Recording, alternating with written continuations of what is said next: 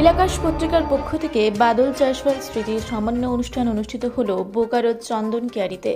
উদ্বোধনী সঙ্গীতের মধ্য দিয়ে শুরু হয় আজকের কবি সাহিত্যিকদের এক মেলবন্ধন অনুষ্ঠানে বিশেষ অতিথি হিসেবে উপস্থিত ছিলেন কবি ও সাহিত্যিক মুকুন্দ বিহারী বিশ্বাস এবং তিনি আজকের অনুষ্ঠানে সভাপতির আসন অলঙ্কৃত করেন। এছাড়াও মঞ্চে উপবিষ্ট গুণীজনদের মধ্যে উপস্থিত ছিলেন ডক্টর দীপক কুমার রায়, ডক্টর তপন রায়, ডক্টর সুভাষ রায় এবং ডক্টর সিদ্ধার্থ বন্দ্যোপাধ্যায়। মঞ্চে উপবিষ্ট সকলেই তাদের মূল্যবান বক্তব্য তুলে ধরেন এবং সকলকে নীলাকাশ পত্রিকার কর্ণধার রীনা ভৌমিক উত্তরীয় মেডেল এবং মানপত্র দিয়ে সংবর্ধনা জ্ঞাপন করেন।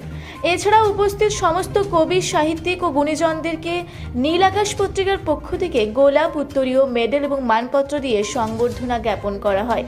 এছাড়াও কবি ও সাংবাদিক মৌসুমী কলিকে সংবর্ধনা জ্ঞাপন করা হয় পত্রিকার পক্ষ থেকে। আজকে ঝাড়খণ্ড রাজ্যে বাংলা ভাষার এত মনোমুগ্ধকর একটা অনুষ্ঠানের সূচনা করলেন নীলাকাশ পত্রিকার কর্ণধার রীনা ভৌমিক। তিনি জানালেন ঝাড়খণ্ডে বসবাস করেও কিভাবে সাহিত্য চর্চার মধ্য দিয়ে বাংলা ভাষাকে তিনি ধরে রেখেছেন এবং আগামী দিনে কবি সাহিত্যিকদের নিয়ে নতুন আরও কিছু অনুষ্ঠানের পরিকল্পনার কথা জানালেন তিনি। আজ তার লেখা দুটি বই উদ্বোধন করা হলো মুকুন্দ বিহারী বিশ্বাস এবং বিশিষ্ট গুণীজনদের হাত দিয়ে। বই দুটি হলো এলোমেলো আকাশ এবং টাইম পাস। ঝাড়খণ্ড রাজ্য ছাড়াও পাশাপাশি পশ্চিমবঙ্গ ও বিহার থেকেও উপস্থিত হয়েছিলেন কবি ও সাহিত্যিক বিদ্যুৎ মিশ্র, লোক গবেষক ডক্টর দয়াময় রায়, কবি ও সাহিত্যিক শ্বেতা মুখার্জি, কবি ও সাহিত্যিক চঞ্চল দুবে ছাড়াও বহু বিশিষ্ট কবি, সাহিত্যিক ও গুণীজনেরা। অনুষ্ঠানটি সামগ্রিকভাবে সুন্দর রূপ দিয়েছেন রাজকুমার সরকার ও আকাশ। ভালোবাসা আজকে অনেক দিনের একটা স্বপ্ন আবার সফল হলো। আশা ছিল চন্দন কেয়ারি দেখবো বলে, আসবো বলে, এবং আসবো এই আশাটা কখনো করিনি।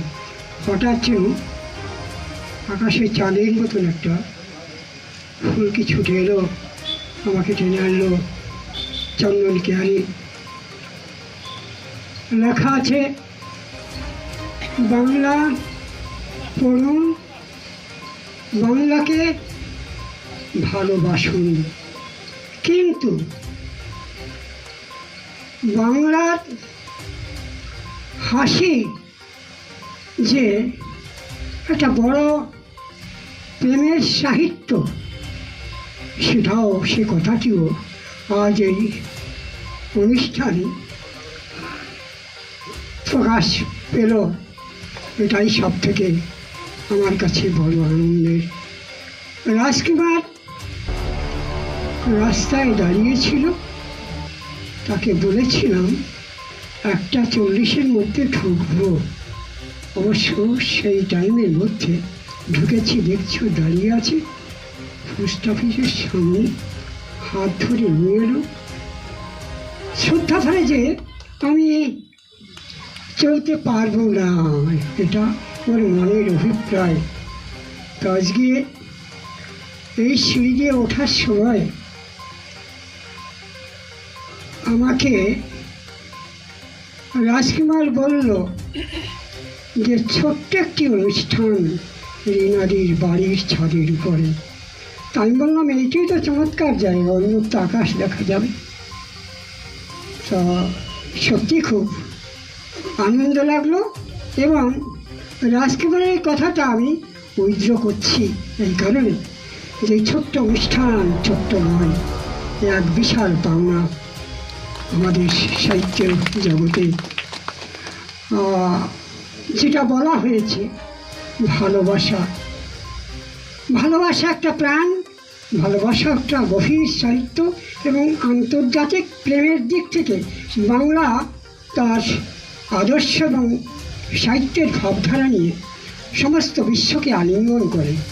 এটাও আজকের দিনের একটা অতি চমৎকার শুভ লক্ষণ। কাজেই এই অনুষ্ঠানটি ছোট নয়, এর বিশালতা ব্যাপক এবং বিরাট। আমি সকল কবি বন্ধুদের কাছে আমি শ্রদ্ধা। নীলাকাশ পত্রিকার যে উদ্বোধন হবে আমি সেটাকে স্বাগত জানাচ্ছি। সকলকে আমার প্রীতি শুভেচ্ছা। আজকের যে কবি সাহিত্যিকদের নিয়ে অনুষ্ঠানটা করছেন, এটা মূলত কী উদ্দেশ্য নিয়ে করছেন? প্রথম উদ্দেশ্য হচ্ছে আমার স্বামী আমাকে কবিতা বিষয়ে খুবই মানে উৎসাহ দিতেন। সেটা তো তিনি মারা গেছেন, তার স্মরণে তো করছি, কিন্তু আসল উদ্দেশ্য আমার মানে বৃহৎ মানভূমকে এক জায়গায় দাঁড় করিয়ে একটু ভালোবাসা, একটু বাংলা সাহিত্যকে সবাই মিলে এগিয়ে নিয়ে যায়। মানে আপনি শুরু থেকেই সাহিত্য চর্চার সাথে যুক্ত? হ্যাঁ, আমি 14 বছর থেকে পেশাগতভাবে আপনি টিচার ছিলাম, গভর্নমেন্ট টিচার ছিলাম পেশায়। আর সাহিত্য আমার শুধু মানে নেশাই না, সাহিত্য আমার সাধনা। আমি সাহিত্য, বিশেষ করে মানভূম কালচার এবং কবিতা, গল্প, বাংলা ভাষায় যাতে মানে বাচ্চারাও উত্তর প্রজন্ম এগিয়ে যায়, তার জন্য কিছু কাজও আমার আছে। নীলাকাশ বলে একটা আমি মানে নীলাকাশ বলে আমি একটা স্কুল চালাতাম। বাঙালিরা তো এখানে অত বাঙালি নেই, তো হিন্দি ভাষী ছেলেমেয়েরাই পড়তো। তারপর তাদের উৎসাহ দেওয়ার জন্য নীলাকাশ পত্রিকা তৈরি হলো। এই পত্রিকার মঞ্চে আজ আমি সকলকে মানে আহ্বান করেছিলাম। আজকে যে দুটো বই প্রকাশ হলো, কি নাম বই দুটো? দুটো বইয়ের নাম হলো এলোমেলো আকাশ একটা বই, এটা কবিতার বই, আর টাইম পাস সেটা মুক্ত করতে। এই অনুষ্ঠানটি কি প্রতি বছরই আপনি চালিয়ে যেতে চাইছেন? হ্যাঁ, যতক্ষণ আমি বাঁচবো আমি চালিয়ে যাব। আপনার নাম এবং পরিচয়? আপনার নাম রীনা ভৌমিক। ধন্যবাদ।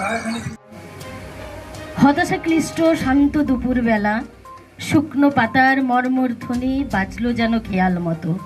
চড়ুই ভাতির দু একটি সুর আপন মনে গুনগুনালো। তোমার সাথে সেই তো প্রথম হলো দেখা। জ্যোৎস্না রাতের কদম তলায় বাঁশের বাঁশি বেজেও ছিল, সুর ছিল না সেই অবেলায়।